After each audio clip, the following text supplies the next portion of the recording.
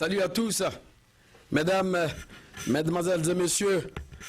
Merci encore d'être avec nous, cette fois-ci sur Planète Africa. Votre collaborateur direct est Serge Nyawa. Je voulais remercier Malik Sall pour la réalisation de cette émission. Et rapidement, nous allons parler aujourd'hui d'un sujet d'actualité, un sujet brûlant. Il faut dire que ce sujet a été d'actualité depuis fort longtemps et nous allons toujours continuer d'en parler. Pour cela, j'ai dans mon studio quelqu'un que j'ai invité pour parler de ce sujet d'actualité. Et avec moi, j'aurai M. Kwamevi Atiso pour essayer d'interviewer notre invité du jour. Cet invité, sans toutefois tarder, il se nomme donc M. Yves Kenao, c'est lui-même que j'ai nommé le bulldozer, qui aujourd'hui continue de vous donner beaucoup d'informations sur tout ce qui se passe dans le continent africain. La semaine dernière, on a parlé du Togo et vous avez reçu beaucoup d'informations sur le Togo. Mais nous allons continuer encore de parler du Togo parce que s'il faudrait qu'on connaisse l'histoire d'un pays avant de savoir où va ce pays. Alors mon cher Kenao, merci encore une fois de plus d'être sur ce plateau. Merci Serge pour m'avoir donné l'honneur de rester dans ce fauteuil chaud. L'Américain appelle ça hot seat, hein, pour répondre à vos questions et donner des réponses que j'ai à ma possession concernant ces questions. J'espère que nous allons avoir une très bonne discussion, une honnête discussion afin que la nouvelle génération togolaise et africaine puisse comprendre vraiment les maux dont souffre le Togo et comment le Togo en est-il arrivé là où il est. Le peuple togolais vous a attendu, le peuple togolais vous attend parce que c'est aujourd'hui la diaspora qui a libéré le continent africain, certains pays du continent africain. Non, c'est la diaspora qui avait libéré le continent africain dans les années 60.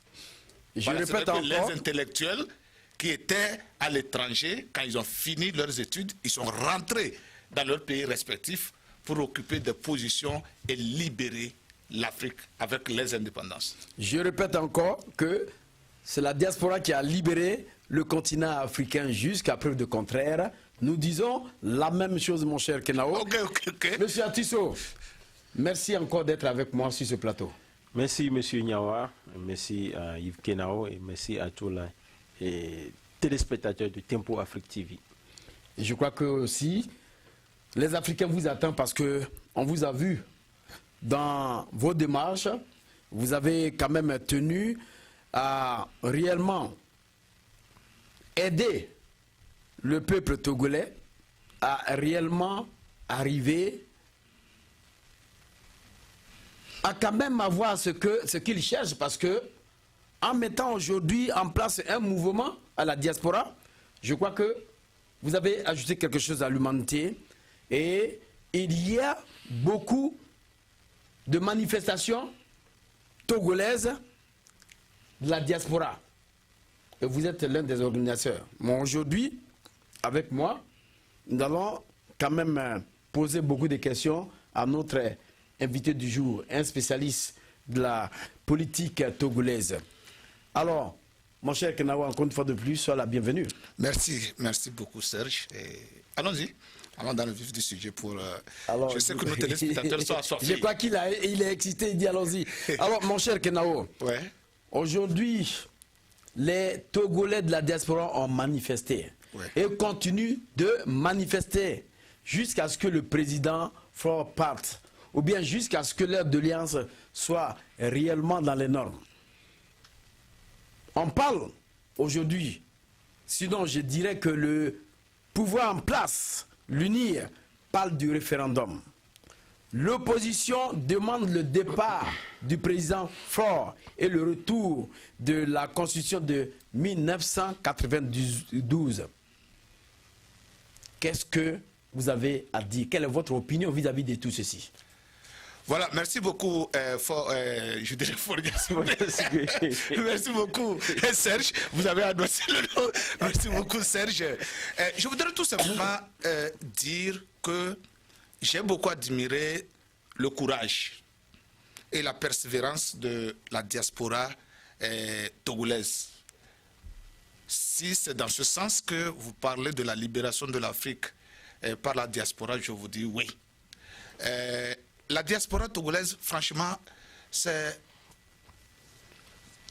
Je ne sais pas si j'ai une bonne... Si ma mémoire est bonne, elle n'a jamais manifesté, elle n'a jamais réagi comme elle réagit cette année. Donc disons que c'est la première fois dans l'histoire du Togo, je dis encore si ma mémoire est bonne, à ce que je sache, la diaspora en tant que diaspora togolaise n'a pas réagi massivement à travers toute la planète, l'Europe, l'Asie, l'Amérique, le Togo, l'Afrique, comme elle l'a fait ou elle le fait cette année. Pour cela, j'ai beaucoup admiré le courage et la persévérance de cette diaspora togolaise. Mais pour répondre à votre question, et en tant que politicien africain et politologue africain, et politologue en général, je voudrais tout simplement dire que l'opposition togolaise a le droit de réclamer tout ce qu'elle veut. Ça, c'est un principe universel. Elle a le droit. Mais faudrait-il encore que ces exigences soient obtenues? Quand vous allez, j'ai l'habitude de dire, quand vous allez sur un terrain, sur une table de négociation, portez la barre très haut, sachant pertinemment que votre partenaire sur la table va venir discuter. L'opposition a parlé du départ pur et simple de Faure Gnassingbé et passe les réformes. Les réformes, à travers les réformes, le retour sur la Constitution de 92. Demandé bien sûr par l'opposition togolaise. Voilà, c'est ce que j'ai dit, l'opposition. Et aujourd'hui, on se retrouve avec le référendum. Maintenant, qu'est-ce qui se passe? Le parti au pouvoir a mené la barre très haut. Le parti parle de choses, de référendum. Ce que, dans la tête de l'opposition, ne peut en aucun cas être possible.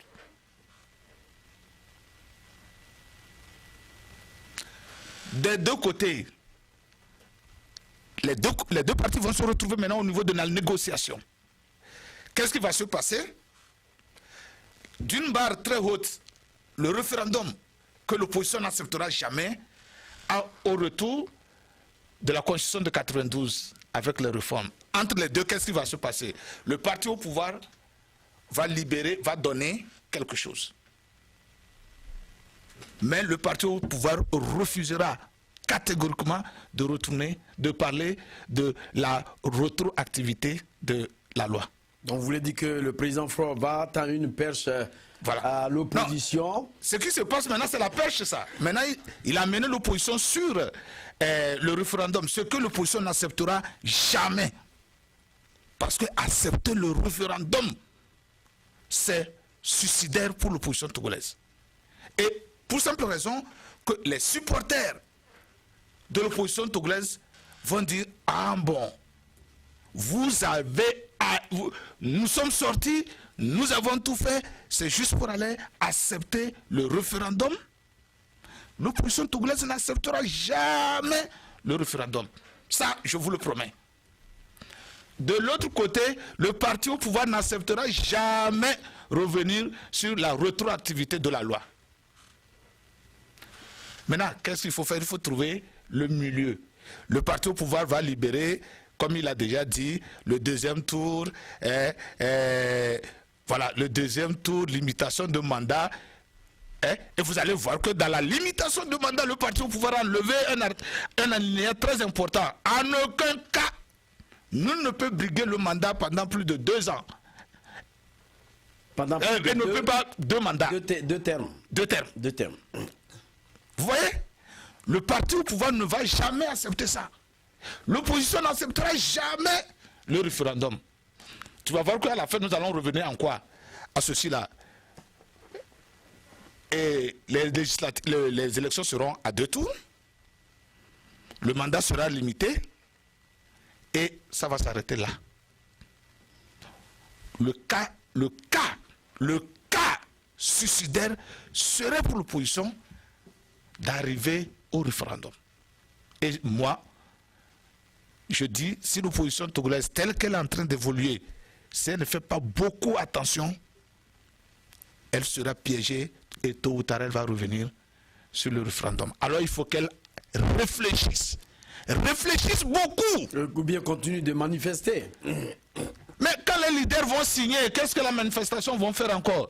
Supposons que je te dis, l'homme sur lequel maintenant l'opposition togolaise compte, c'est l'homme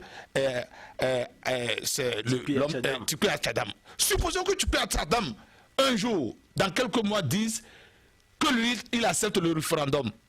Supposons, hein, je ne le dis pas qu'il a dit. Non, mais vous ne pouvez pas dire que Tupé Atchadam accepte le référendum. Il est de l'opposition et il englobe. Voilà ce que je te dis. Attention, nous avons des choses. L'opposition togolaise n'a jamais été unie.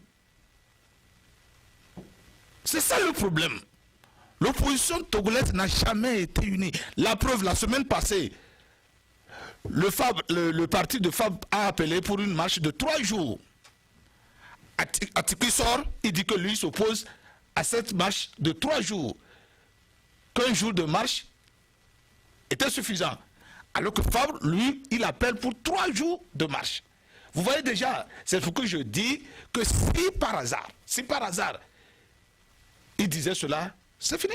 Or, si par exemple Fabre, les Agbeomé, les Agboibo, les Brigitte Adjamagbo acceptaient de l'autre côté le référendum, tout est basculé, c'est fini. Donc c'est ce que je dis qu'il faut extrêmement que l'opposition togolaise fasse attention pour s'unir. Si elle ne s'unit pas, le référendum va passer. Pour le moment, c'est ce que je peux dire. Oui, mais M. Atisso, est-ce que vous avez quelque chose rapidement? Oui, j'ai une question pour M. Yves Kenao. Oui.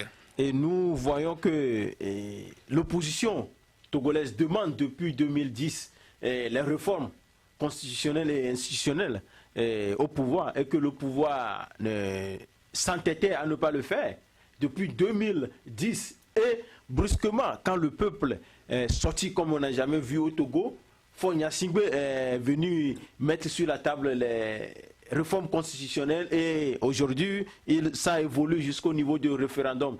Pensez-vous que si le peuple maintient sa pression, est-ce que le peuple peut obtenir ce qu'il veut le départ de Faure Gnassingbé?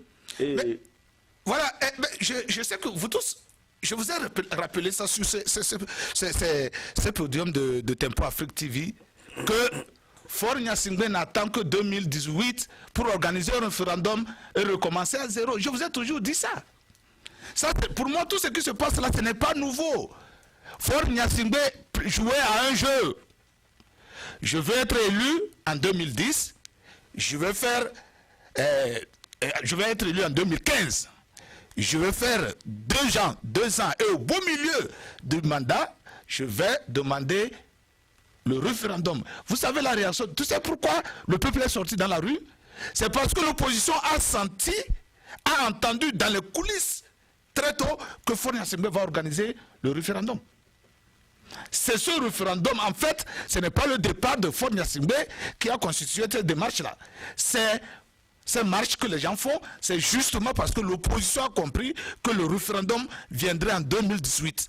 Mais pour vous, alors, il faut demander au peuple de mettre la barre très haut. C'est le départ. Et si le départ là est obtenu, le référendum ne viendrait pas. Voilà. D'accord. Donc pour moi, ce n'est pas étonnant, mais c'est ce que je dis encore, que l'opposition s'unisse. Avoir le même langage. Sinon, forget it. Mais pour vous, si jamais l'opposition venait à accepter le référendum, quelle serait le contenu de ce référendum qui ferait plier peut-être l'opposition ou bien mènerait encore fort à s'imposer? Bon, je vais te dire une chose. Politiquement, accepter le référendum, c'est le décès de l'opposition togolaise. C'est l'opposition togolaise s'est enterrée si elle accepte le référendum. C'est tout. C'est la conséquence directe, ça. C'est pourquoi je dis, elle doit être conséquente.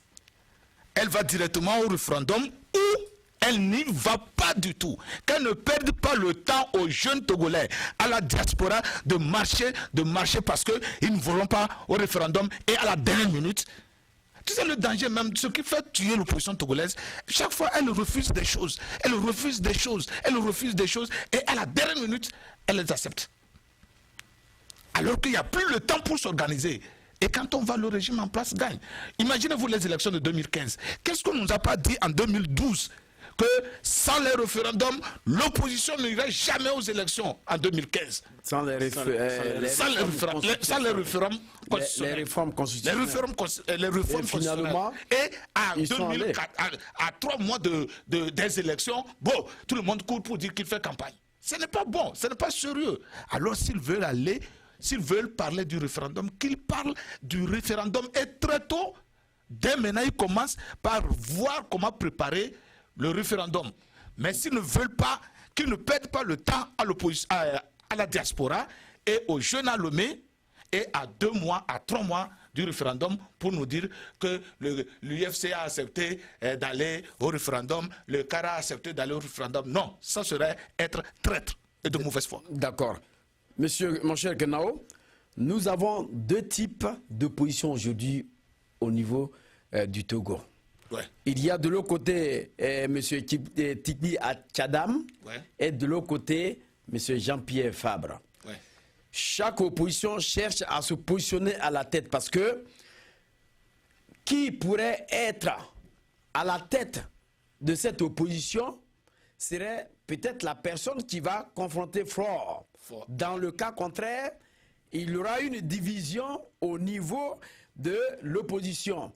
Est-ce que M. Flore n'est pas en train de gagner du terrain en essayant d'avoir petit à petit l'opposition? Parce que vous avez dit tout à l'heure que M. Fabre a appelé 3 jours de marche. De marche. Et M. Atchadam a dit qu'il faudrait 1 jour de marche. Quelle serait une confusion vis-à-vis de tout ceci? Voilà. Maintenant, il reste à savoir qui a suivi 1 jour, qui a suivi 3 jours. Vous voyez? Et c'est ça qui fait la force de Fort Nassimé. Les gens ne comprennent pas. À un moment donné, il les observe et il sème le doute. Parmi eux, c'est fini. Et c'est fini. C'est ce que je dis. Si l'opposition togolaise sait qu'elle est sincère, qu'elle n'ira pas au référendum, qu'elle le dise aujourd'hui pour que la diaspora continue par maintenir sa pression, que le peuple, que ceux-là qui les soutiennent au pays, maintiennent sa pression. Mais qu'ils ne disent pas aujourd'hui que nous n'irons pas et à 3 mois entendre qu'ils vont à ce référendum-là. Je vous dis bien, ça serait suicidaire et ça serait shameful pour eux. Très honteux. D'accord. Voilà. Monsieur Atisso, oui. Vous êtes le représentant de M. Tikpi Atchadam. Ici, comment je peux appeler ça la diaspora?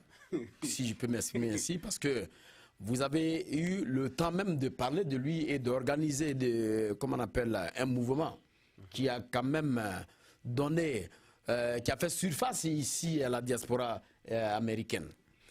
Alors vous êtes là. On parle aujourd'hui de M. Tikpi Atchadam. Parce qu'il y a une sincérité entre ces 2 opposants. Merci, M. Nyawa.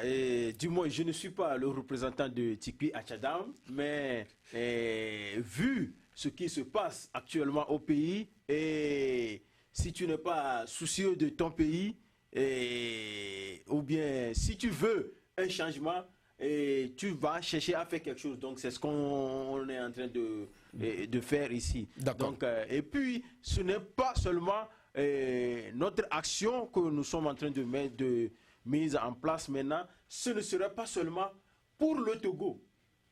Comme vous le savez, Tikpi Atchadam, c'est un panafricanisme. Donc, notre action maintenant ça va s'étendre sur toute l'Afrique et nous aurons nos mots à dire sur tous les pays en Afrique. On aura le temps spécialement de vous entretenir, mais pour l'instant, et si vous avez une question à poser à notre cher invité, je crois que... Avant de venir sur la question, j'aimerais éclaircir ceci. Aujourd'hui, quand on voit l'économie du Togo, c'est la diaspora qui participe plus à la moitié du Togo. Maintenant, ces opposants, ils ont une pression de la diaspora qui fait qu'ils doivent s'unir. Donc, il y a aussi la pression de la diaspora qui est sur ces opposants de s'unir. Alors, ma question pour M. Yves Kenao, elle est ceci. Quand on sait que l'opposition traditionnelle, j'appelle l'opposition au Togo, réclame les retours, ce n'est même pas retour à la Constitution de 92. L'opposition togolaise réclame les réformes constitutionnelles. Tu parles de l'opposition traditionnelle. L'opposition. En général. L'opposition, ouais, en général, réclame depuis 2010 ou bien 2011 les réformes constitutionnelles. Mais aujourd'hui, au début de la marche, même Tipi Achadam avait appelé pour réclamer le retour de la Constitution de 92. Mais le peuple, en se soulevant, a sloganté le départ de Faure. Ne voyez-vous pas que c'est de là que l'opposition vient maintenant réclamer le départ pur et simple de Faure? Ne voyez-vous maintenant que désormais, c'est le peuple qui dit ce que l'opposition doit réclamer à l'opposition? Est-ce que une partie de l'opposition peut aujourd'hui accepter le référendum? Monsieur Kenao.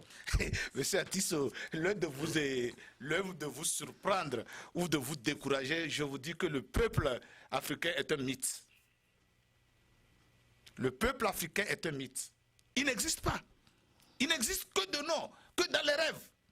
Mais en réalité, le peuple africain, je parle bien le peuple africain, il n'existe pas. Que ce soit au Togo, que ce soit en Côte d'Ivoire, que ce soit au Gabon. Au Burkina. Même au Burkina. Mais le Burkina en a fait la preuve. Tout ce qui se passe au Togo, M. Atisso, soyez sérieux, M. Serge, tout ce qui se passe au Togo, c'est la France qui veut faire marcher Faure Gnassingbé. N'oubliez pas que la France vient d'élire un nouveau président. Faure Gnassingbé a déjà signé 2 contrats avec les anciens présidents français. Quelle est la part des partenaires de Macron dans l'économie du Togo? Dites-moi. Macron ne se retrouve pas au Togo financièrement. Donc il faut que les sociétés financières de Macron signent des contrats et des contrats au Togo. Alors il faut faire bouger Faure Gnassingbé. Je vous dis que qu'est-ce qui a ralenti même le mouvement de la diaspora et de ceux qui sont au pays, c'est justement parce que Faure Gnassingbé a vite compris et dans les coulisses, il est en train de dire à Macron, écoutez, qu'est-ce que vous voulez? Nous pouvons négocier, nous pouvons faire des arrangements. Dès l'instant que Macron aura sa part au Togo, tout le mouvement là est arrêté. C'est justement, c'est ce qui a fait que tu as entendu ces soulèvements au Togo. C'est Macron qui fait bouger, qui veut faire bouger Faure. Si Faure arrive à le convaincre, il reste au pouvoir. Mais si Faure n'arrive pas à le convaincre, il s'en va. C'est en ce temps que tu me parleras. Oh, on dirait, oh, le peuple togolais s'est levé. Oh, le peuple togolais a marché. Le peuple togolais n'existe pas. Mon cher ami Atisso. En 2005, combien de personnes ne sont-ils pas tombées sous les balles de l'armée togolaise? Il faudrait toujours au pouvoir. En 2010, il est toujours au pouvoir. En 2015, il est toujours au pouvoir. Vous allez me dire que durant tout ce temps-là, ce peuple-là n'existe pas? Et c'est justement en 2016-2017 qu'il existe? Non! Il a toujours été là. Mais il n'a jamais été entendu. C'est comme dans le rêve. Donc c'est un mythe, ce peuple n'existe pas. Et tout ce qui se passe à Tchadam, débattez-vous. Vous savez pourquoi? Vous êtes Togolais. Au Togo, on n'a que le sud et le nord. Le Togo n'est pas large pour qu'on parle du centre ou de quoi. Il n'y a que le nord et le sud.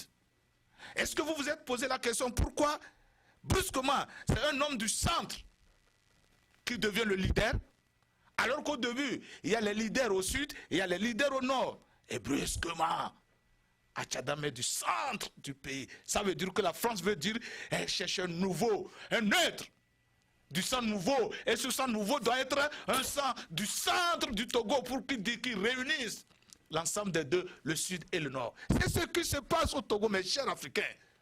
Donc, ça voudrait dire tout simplement que si Faure Gnassingbé arrive à satisfaire les besoins du Macron, comme mon ami l'appelle ici, alors il n'y aura pas marche. Faure sera toujours au pouvoir. D'accord. Mais si Faure n'arrive pas à le faire, là, Faure va partir et on nous parlera, le peuple togolais a fait chasser Faure Gnassingbé. Sinon, comme on l'a fait au Burkina Faso, bien sûr. C'est un mythe. Mais je voudrais tout simplement vous dire qu'il y a un changement tout au moins au niveau du comportement de la diaspora togolaise et de l'opposition. Au moins cette fois-ci, l'opposition togolaise essaie d'écouter la diaspora togolaise. Parce que on a vu en 2004, on a vu les gens cotiser, les gens ont participé, la diaspora, je ne veux pas aller trop dans les détails. La diaspora togolaise ici à Minnesota a participé. Mais l'opposition togolaise n'avait pas écouté. Mais qui a pris cet argent, M. Abigbo, qui allait... Je ne sais pas, vous comprenez. L'opposition togolaise, l'opposition de Minnesota, la diaspora, déjà en 2004-2005, la diaspora togolaise de Minnesota a participé activement dans la libération du Togo. Mais l'opposition togolaise d'alors n'avait pas écouté, n'avait pas suivi. Bon, aujourd'hui, je vous dis qu'il y a quand même beaucoup d'améliorations. Il y a quand même beaucoup d'améliorations parce que au moins l'opposition togolaise écoute la diaspora. Et comme il a dit, c'est parce qu'elle participe financièrement dans l'économie du Togo. Beaucoup. Et c'est là, encore une fois, l'appel, mon appel, pour toute l'Afrique. La libération de l'Afrique, je l'ai toujours dit, ne viendra jamais sur le plan politique. Si nous voulons que même l'Occident nous écoute, que même l'Occident nous respecte, que même l'Occident prenne en charge ce que nos peuples disent, nous devons financièrement et économiquement peser. Que ce soit au Togo, en Côte d'Ivoire, au Gabon, partout. Que nous pèsions économiquement. C'est ce qui fait qu'aujourd'hui, la diaspora togolaise a un mot à dire sur le plan politique au Togo. Je m'arrête là. Et finalement, quand vous voyez aux alentours, nous voyons que Faure Gnassingbé, qui est aujourd'hui au pouvoir, a la capacité de toucher la communauté internationale. Mais l'opposition... Pas la communauté internationale, ceux qui dirigent... Ceux qui dirigent le Togo. Voilà. Voilà, mais dans tous les cas, c'est la communauté internationale. Ouais. Et l'opposition, à elle, est en train de vibrer sous son auspice. Nous avons vu hier, à la 72e Assemblée générale de l'ONU, n'avons pas vu Faure Gnassingbé. Nous n'avons pas vu aussi son représentant intervenir, alors que nous avons vu tous les présidents passer. Est-ce que vous pouvez nous en dire quelque chose? Je ne suis pas membre. Je ne suis pas membre du gouvernement de Faure. Je ne suis pas un diplomate togolais. Donc cette question, je ne saurais la répondre parce que je n'ai pas des éléments précis. Mais il faut vous dire que pour arriver à l'Assemblée générale de l'ONU, chaque pays a sa façon de se faire représenter. Ça peut être... Mais est-ce que vous ne voyez pas qu'avec beaucoup de manifestations, Faure a quand même décliné là, ou bien on lui a dit, bon, toi tu restes là-bas. Tu sais, dans de pareilles circonstances, tout le monde a le droit de dire tout ce que, surtout quand on a maintenant les médias sociaux, tout le monde peut interpréter l'absence de Faure d'une manière ou d'une autre. Vous comprenez? Vous avez raison de dire, certains peuvent dire qu'ils ne voudraient pas un embarrassement total. Et donc, il ne se présente pas, il ne voudrait pas qu'on lui pose des questions, comme on lui a dit, l'autre là a limité le mandat. Quel est le rapport? Je ne vois pas le rapport. Paul Biya a été interpellé par... Il ne voudrait plus attendre, il ne voudrait plus cet embarrassement. Donc, bon, on peut dire ça, mais je ne suis pas un diplomate pour savoir les raisons pour lesquelles il ne s'est pas présenté. Je sais que vous n'êtes pas un diplomate, mais nous...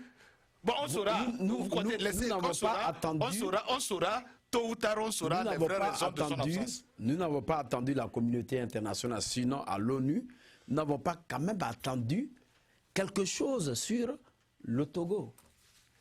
Vous croyez que l'ONU s'intéresse tellement au Togo? Vous croyez? L'ONU ne s'intéresse même pas au Togo. L'ONU ne s'est jamais intéressé de la République démocratique du Congo. Vous voulez dire que l'ONU le dise. Le Togo est une base stratégique. Vous dites que l'ONU ne s'intéresse pas. Mais quand vous allez aller jusqu'en bas, vous allez voir que l'ONU ce que je dis, l'ONU ne s'intéresse pas des problèmes dont vous parlez. Le problème de soulèvement... On va aller rapidement. Donc, je voulais en quelque sorte répondre à la question. Ici, quand on voit la situation sociopolitique au Togo, au moment même de l'organisation de cette Assemblée générale de l'ONU, et qui, je l'avais déjà dit, l'ONU a atteint son déclin, a atteint son apogée, maintenant il est sur son déclin. Si les dirigeants de ce monde peuvent le reconnaître et l'enterrer comme ils avaient enterré la SDN et faire résister ou bien faire naître une autre organisation à la place de l'ONU, ce sera très bon pour ce monde. Alors, si on voit, quand on voit un président qu'on a ici aux États-Unis qui critique les dictateurs en Afrique et que l'Assemblée, si vous avez vu même, vous avez entendu même le discours de Donald Trump, je ne pense pas que les dictateurs d'Afrique auront le courage de venir affronter Donald Trump et les autres. Donc finalement, vous allez nous dire que M. Faure Gnassingbé n'a pas voulu se faire honnir. Voilà, c'est ce que nous disons. C'est pourquoi il n'y a même pas eu de délégation togolaise. Bon, j'avais entendu qu'il y a une délégation togolaise qui a fait il y aura une délégation togolaise, mais pas Faure. On n'a pas vu ce discours. À cet état du Togo, Faure ne peut pas venir ici. Même les ministres clés ne peuvent pas venir représenter le Togo. Donc c'est pourquoi ils ont fait quelque chose pour envoyer certaines que personne ne connaît. Parce que, par exemple, quand on a vu la délégation, Kabila aussi était venu, a fait son discours, mais quand on a vu comment les Congolais ont attaqué Kabila à son hôtel, Faure ne veut pas se faire honnir. Donc il sait que quand il vient ici, les Togolais n'auront pas peur comme un pays. Donc ici, on est dans un pays démocratique, du moins, on peut protester contre Faure à l'hôtel. Donc, tout cela a fait que Faure n'a pas voulu venir ici. D'accord. Répondre aux questions des médias. Voilà. Au lendemain, il est parti à l'Angola pour l'intronisation du nouveau président. Donc, mais à la lui où vont les choses, j'ai les 75% des chances que Faure ne va pas arriver au terme de ce mandat. D'accord, c'est ce que vous êtes en train de dire. On va essayer de continuer avec notre invité. Mon cher Kenao, il y a quelque chose qui devient encore plus intéressante. Une revue a dit tout récemment qu'il y a plus de 38 ans qu'un Tchadien gouvernait le Togo. Aujourd'hui, on continue toujours avec le régime en place. Si jamais les élections auraient eu lieu, sans doute en 2020, et que Faure était candidat, est-ce qu'on pourrait parler d'une démocratie? Oh, c'est une question que j'ai posée à beaucoup de personnes, à beaucoup de Togolais intellectuels. Cette question, je l'avais posée à un intellectuel togolais. Je dis, quand je dis intellectuel, c'est quelqu'un très brillant à l'université qui a fait sa formation, son doctorat en France et qui est retourné travailler au pays. Aujourd'hui, il est ici aux États-Unis. Il lutte pour la libération. Donnez-nous votre impression vis-à-vis de la question que j'ai posée. Tout simplement, la première question. La première question, c'est ce que j'ai dit, moi-même je l'ai posé aux gens. Si c'est par le référendum que les tests constitutionnels togolais permettent à Faure Gnassingbé de se présenter, je dis bien, si les tests constitutionnels togolais permettent à Faure Gnassingbé de se présenter, s'il gagne, il y a démocratie. Je reprends encore ma question, monsieur, ouais. Monsieur Kenao. J'ai dit, s'il y avait présidentielle 2020 et que le président Faure Gnassingbé était candidat, est-ce qu'on peut parler de démocratie? Je vous réponds. J'ai dit si les tests constitutionnels du Togo, si les tests constitutionnels du Togo lui permettent, si ces tests lui permettent d'aller, ça veut dire qu'il remplit les conditions démocratiques d'être candidat. Et sur ce point, s'il est élu, s'il a été choisi par le peuple togolais, non pas désignation. S'il a été voté par le peuple togolais. L'erreur revient. Est-ce que je peux répondre? C'est là encore l'erreur revient. Vous allez y répondre. Voilà. C'est là encore l'erreur revient. S'il a été élu par le peuple togolais. C'est ce que j'ai dit. Depuis quand? Voilà. Monsieur Non, Faure, attendez que je finisse. Allez-y. Attendez que je finisse. Si les tests le permettent, ça veut dire que, en tant que citoyen togolais, il remplit les conditions d'être candidat. Maintenant, ce qui va aller sortir des urnes, ça c'est autre chose. Mais si nous voulons être d'une honnêteté intellectuelle pour définir ce que c'est que démocratie ou ce que c'est que élection libre, là, je peux dire et je vais dire qu'il y a démocratie. D'accord. Monsieur Attisso, qu'est-ce que vous voulez y répondre? Allez-y. Bon, démocratiquement parlant, si vous dites qu'il y a élection 2020, même 2005, 2010, 2015, il n'y a pas de démocratie. Donc Faure avait fait un coup d'État. Donc Faure actuellement serait en prison. Donc Faure ne serait en aucun cas éligible pour être président au Togo. Quand on voit en 2005 avec la mort de Yadema, Faure était un ministre. Comment Faure était arrivé au pouvoir? Démocratiquement et juridiquement parlant, Faure n'est pas éligible en aucun cas au Togo. Donc c'est pour couper court que Faure ne sera jamais éligible au Togo. Faure serait un prisonnier à l'heure actuelle, comme il a emprisonné son frère Pacha sur motif d'atteinte à la sûreté nationale. Donc Faure avait fait atteinte à la sûreté de l'État et Faure a fait un coup de force pour être président. En aucun cas, Faure n'est jamais éligible. Attention. En aucun cas, Faure n'est jamais éligible. Attention. Ce que vous dites, il y a tellement de confusion. Il n'y a pas de confusion. J'arrive. Il y a tellement de confusion. Le peuple, en 2005, l'armée a nommé Faure. Je dis bien nommé Faure. Donc vous dites que l'armée a nommé Faure en 2005. Est-ce que l'armée représente le pouvoir de nommer? Écoutez, j'arrive. Écoutons-le. Dans la Constitution. En 2005, en 2005, que vous êtes en train de dire. En 2005, l'armée a nommé Faure. Mais les gens ont contesté. L'opinion internationale que je ne considère pas, pour moi elle n'existe pas. L'opinion internationale aussi a dit que ce n'est pas dans les normes démocratiques. Vous avez vu? Faure a quitté le pouvoir, a démissionné. Il est redevenu citoyen. Non. J'arrive. Tu as déjà accepté. Non. Voilà, c'est là que vous comprenez. Regardez. Il est complice. Il n'est pas complice. Il n'est pas complice. Il est complice. Le gars. On arrive, mais nous savons qu'on a enlevé Natacha. Voilà, j'arrive tout ça là. Allez-y. Pourquoi on a fait venir Kofi de Souza dans le pays et qu'on n'a pas autorisé à Nachamba de venir? J'arrive là. C'est ce que je dis, tout ça là. Alias, il se dit Kofi de Souza aujourd'hui. Mais son nom, c'est... Je vais me rappeler. Kofi Nyam? Non. Le Debache, Charles Debache. Écoutez. Il était dans la même avion. Dans le même avion que Nachamba. Écoutez, écoutez. Et ils ont dévié l'avion sur Bénin. Serge. Maintenant, une fois atterri, Arrivés sur la frontière Togo-Bénin, ils ont accueilli Kofi de Souza, qui est Charles Debage, et ils ont refoulé Nachamba Parce que Nachamba était en règle. Allez-y, M. Kenao. Voilà.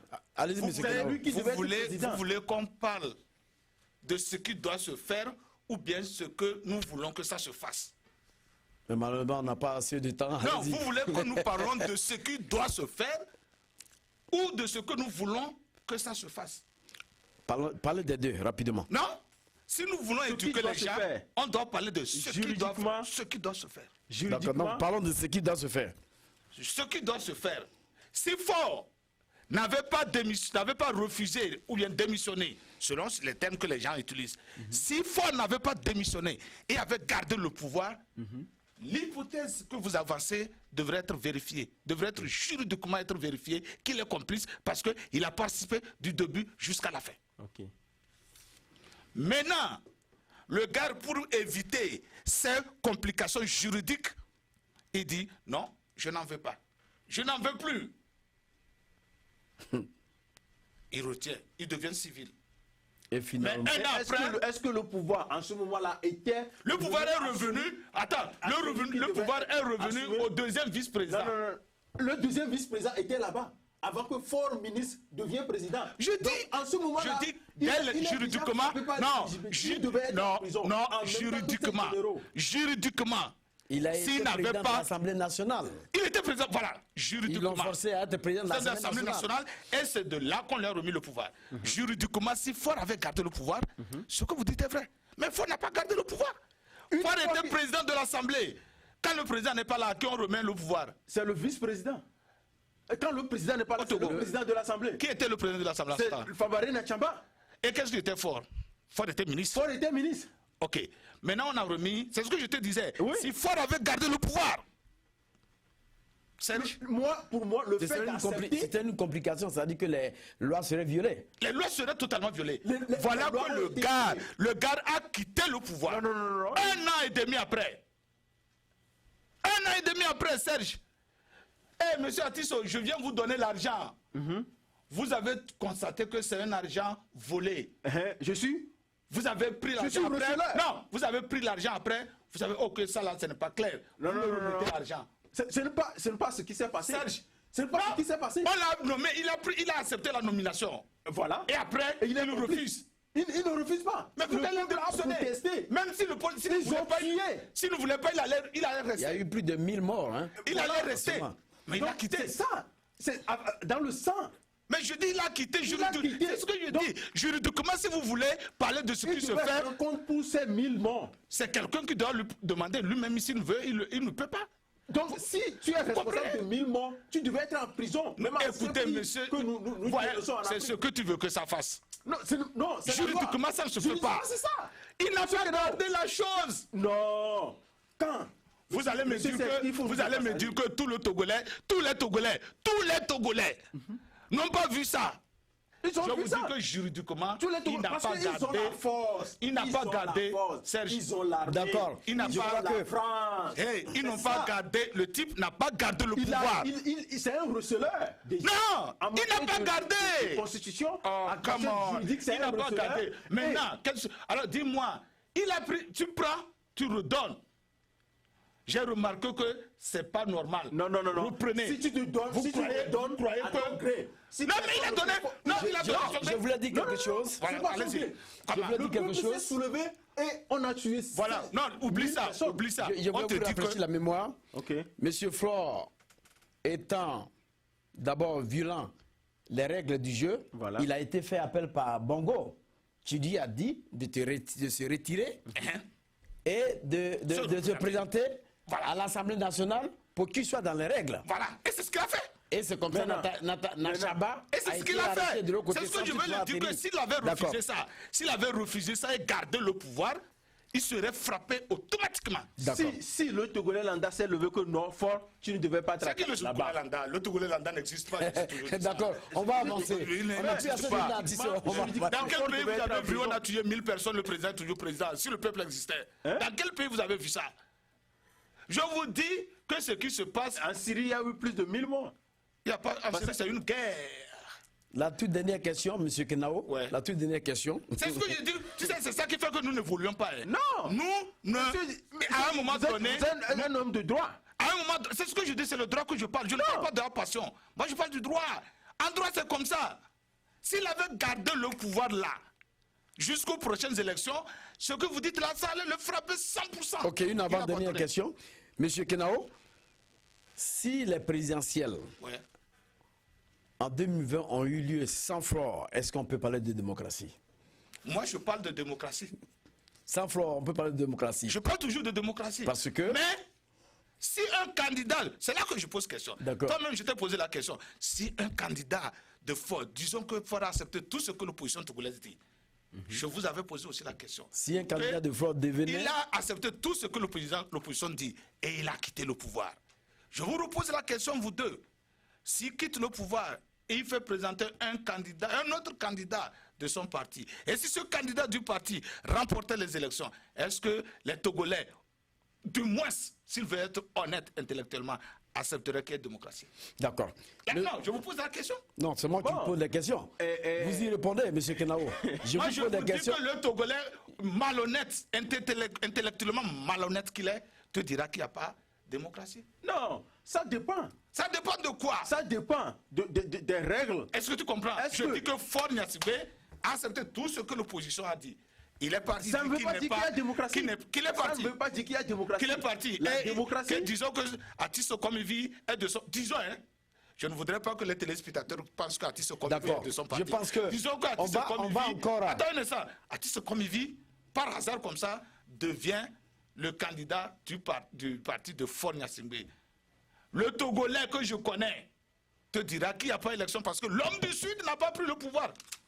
D'accord. On te dira que Fabre n'a pas pris le pouvoir. Donc il n'y a pas de démocratie. On va revenir sur ce débat. On va revenir sur ce Je vous dis débat. que le Togo est unique. Et tu t'imagines, l'opposition togolaise crie qu'il faut limitation des mandats. Faure Gnassingbé, dans son projet de référendum, a mis limitation des députés, limitation des maires. Mais pas de président. Non, on a limité même le président. Tout ça là. L'opposition crie que pourquoi limiter les mandats des parlementaires et les mandats des maires. Vous voyez? Donc, quand ça touche l'opposition, quand ça touche là où eux, ils mangent, on ne doit pas aller là-bas. Mais quand il s'agit...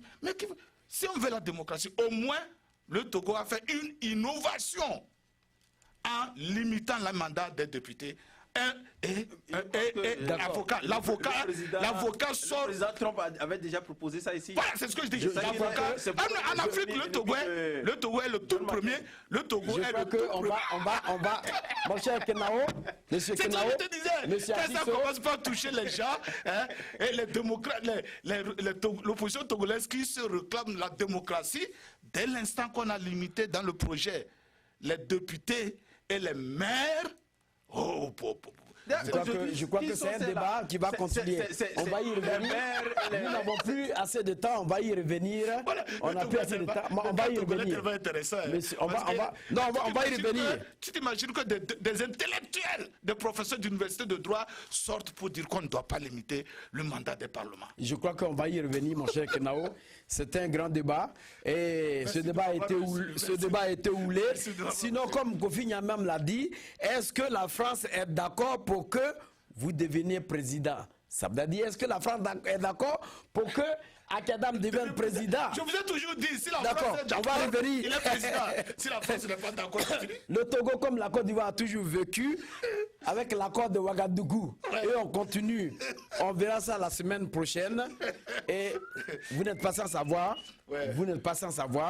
que Sylvanus Olympio avait été élu dans des conditions suspectées. Je crois qu'on va y revenir. Mes chers amis, c'est la fin de notre émission. Merci donc à tous ceux qui nous ont écoutés, qui nous ont regardés.